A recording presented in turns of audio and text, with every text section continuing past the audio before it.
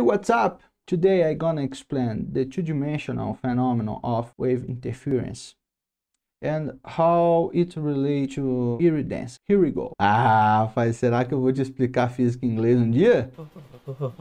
Vamos lá, vamos aprender física, galera. Preparei hoje uma aula de interferência, visando a resolução de uma questão do vestibular, tá? Do Enem. Essa simulação aí, ela é uma simulação de ondulatória, tá bom?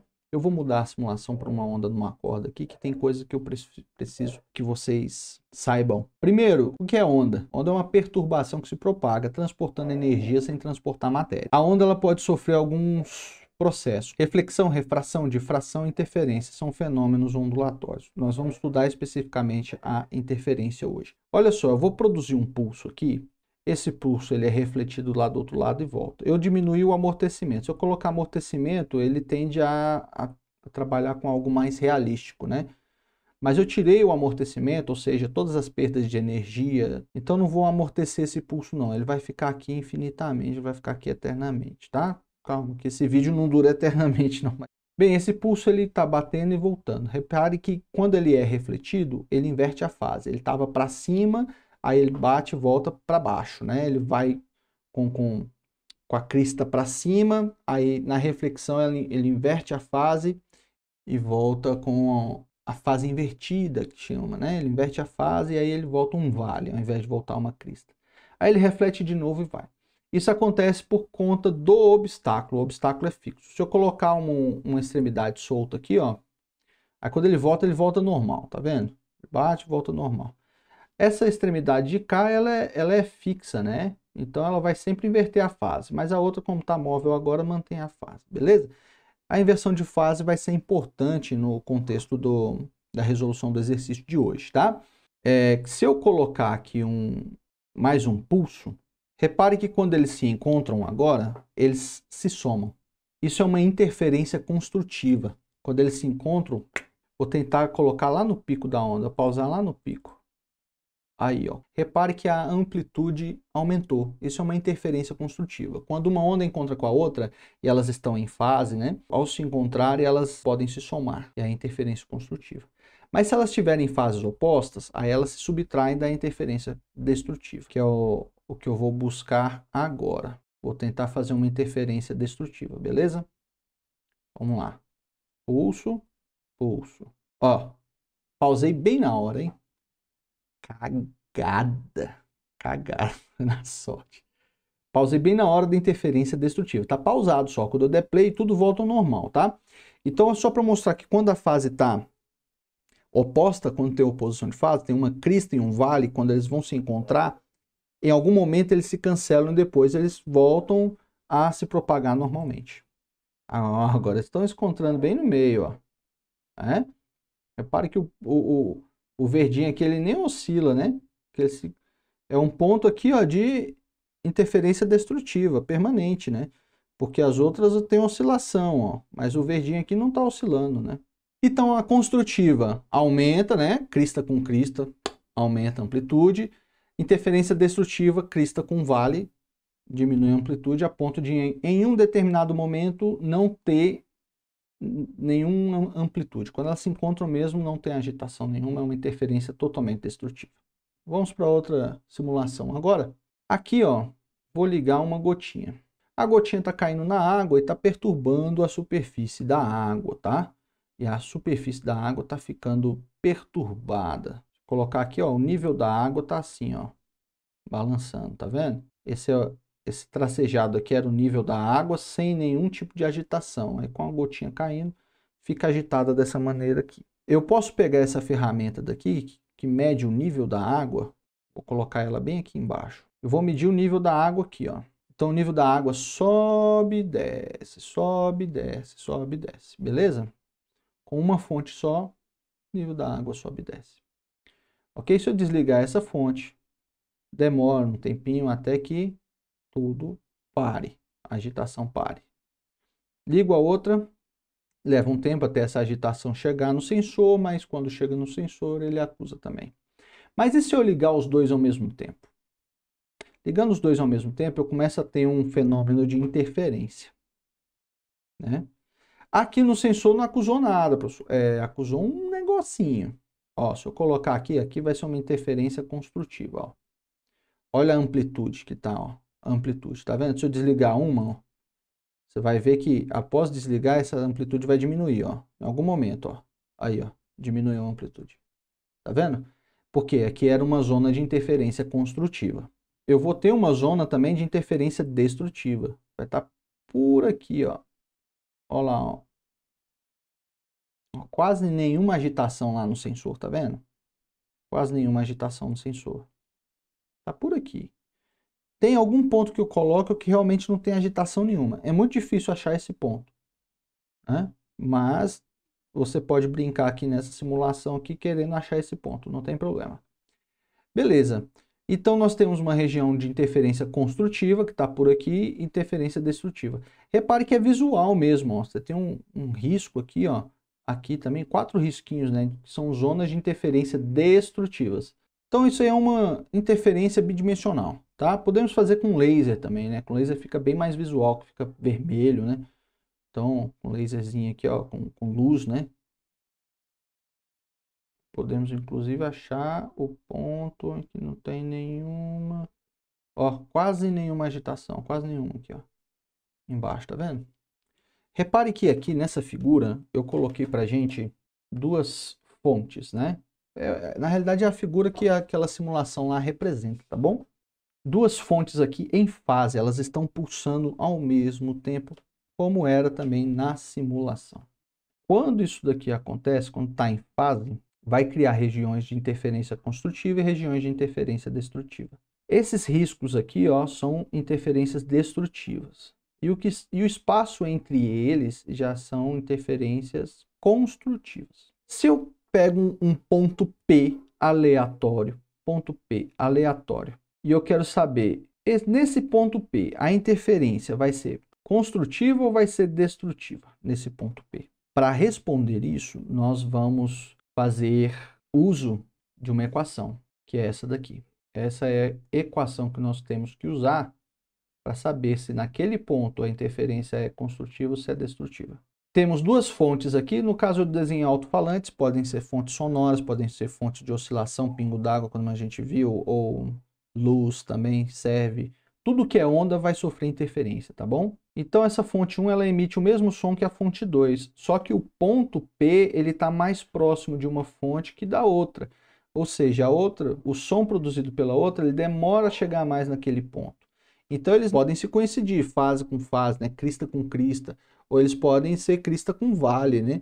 E aí ter destrutiva. Então como que a gente sabe se nesse ponto aqui vai ter interferência construtiva ou destrutiva? Bem, primeiro, depende de qual é o som que está sendo emitido, de qual é o comprimento da onda que está sendo emitida. Nós sabemos que o comprimento de onda é a distância entre duas cristas, né? Cada onda, cada frequência de onda tem seu próprio comprimento de onda. Então, se a interferência vai ser destrutiva ou construtiva, depende do comprimento de onda, depende da frequência da onda. Repare que PF1 é o segmento de reta entre a fonte 1 e o ponto P. Então, PF1 é a distância de P até F1. E PF2 é a distância de P até F2. Então, é a diferença de caminho percorrido entre o som produzido pela fonte 1 e o som produzido pela fonte 2.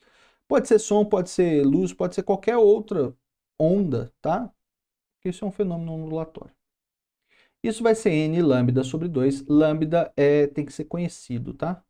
Aí nós temos alguns casos. Se tiver em fase, ou seja, os dois estão produzindo a mesma onda ao mesmo tempo, então o n ele vai produzir, caso seja 0, 2, 4, 6 ou qualquer outro número par, ele vai produzir uma interferência construtiva. Agora, se o n for ímpar, 1, 3, 5, 7, tarará, ele vai ter uma interferência destrutiva. Caso as fontes estejam em fase.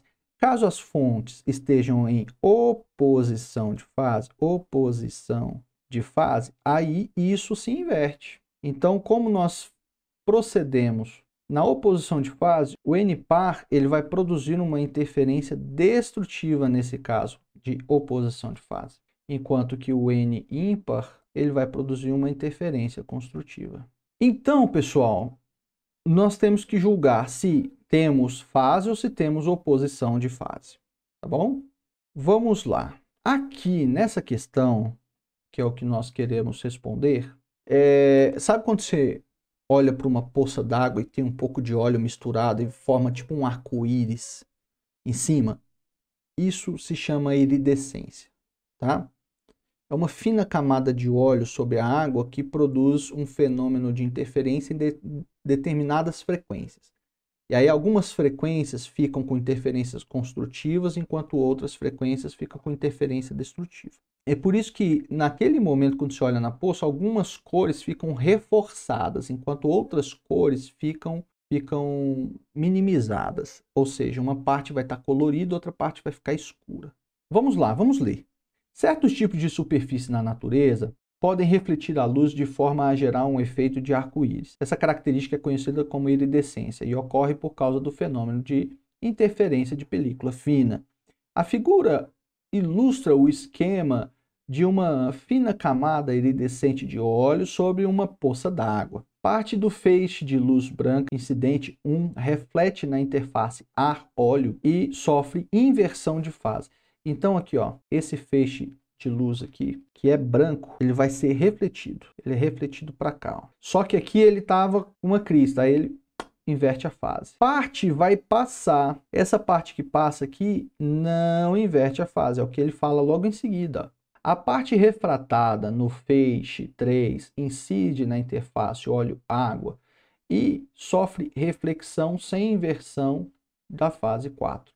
Então aqui, ó, ar, óleo, bom, bateu, voltou, sofreu inversão. Na fina camada de óleo, a água aqui, ó, não sofre inversão, tá? E daqui vai ser refratada novamente para o ar, né? O observador indicado enxergará aquela região do filme com coloração equivalente à do comprimento de onda que sofre interferência completamente construtiva. Para uma interferência completamente construtiva, com oposição de fase, aquele índice N que nós vimos na fórmula tem que ser 1, 3, 5, 7, tarará. Lembra? Por quê? Porque ímpar, quando tem oposição de fase, nós temos interferência construtiva. Entendido? Aí ele ainda diz aqui, ó, mas essa condição só é possível para uma espessura mínima de película. Essa espessura aqui, ó. Quanto vale essa espessura aqui? Considere que o caminho percorrido 3 e 4, esses caminhos aqui, ó, corresponde ao dobro da espessura, o dobro dessa espessura aqui, ó. Expressa em termos do comprimento de onda lambda, a espessura mínima é igual a. Se eu pegar essa espessura e quiser expressá-la em termos de lambda, qual vai ser o valor dela? Bem, aí basta nós utilizarmos aquela fórmula PF1 menos PF2 igual a N lambda sobre 2. Ah, professor, mas não tem duas fontes aqui. Calma, cara. Isso daqui, PF1 e PF2, não tem a ver com a fonte, tem a ver com a diferença de caminho entre uma onda e outra, ok?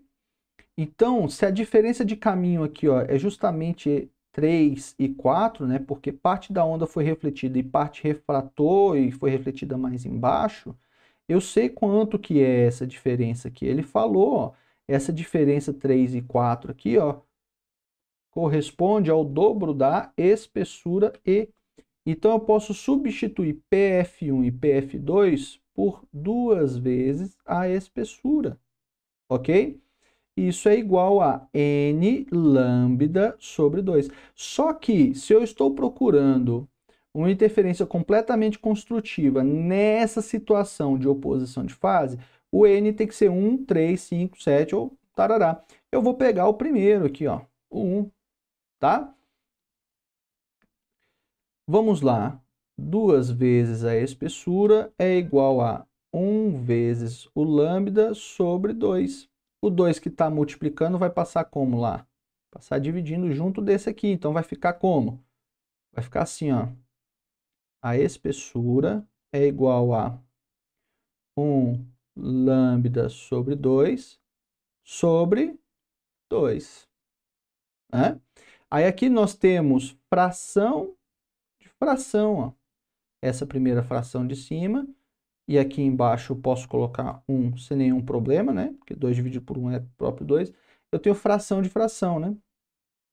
Como que responde isso daí? Simples. Conserva a primeira, multiplica pelo inverso da segunda.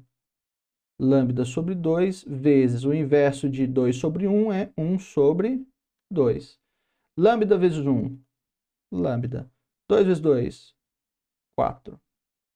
Opa, a espessura E está sendo expressa em termos de lambda. Quanto que é? Lambda sobre 4. Olha aí. Nossa resposta surgiu. Qual é a resposta equivalente aqui? Letra A de amor, lambda sobre 4. É isso aí, pessoal. Fiquem com Deus. Até a próxima. Não esqueça de deixar o like. Se você gosta desse conteúdo aí, me segue lá no YouTube, me segue aqui no Instagram, no Facebook. Eu estarei postando aí uma revisão para o Enem, resolvendo questões da prova. Tá bom? Então fique com Deus. Um forte abraço. Até a próxima. Tchau, tchau.